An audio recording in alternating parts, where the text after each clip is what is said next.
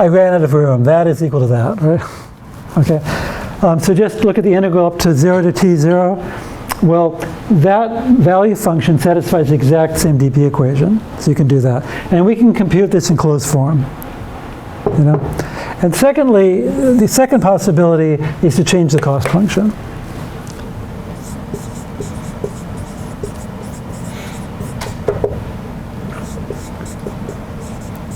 So I'll put a little, not tilde, I'll put a little hat or something.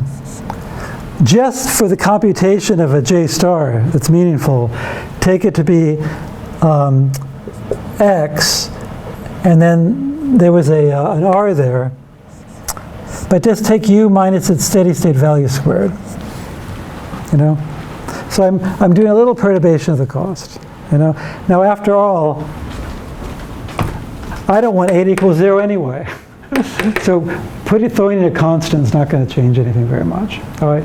So it turns out that this problem is obtainable in closed form, where you do the infinite integral, and this is also obtainable in closed form, and they're almost the same thing. X to the 3/2. So it's a very, very nice function. You know? And so when we look at the area in the Taylor series, it's just nothing. It's just like it's a constant, basically. So it's a good example. So I told you as I explained why you get intuition from these ODE models, and this is sort of a starting point. Okay? Or at least it's justification. But I guess we're out of time. I think they're waiting outside now. So we'll continue with this next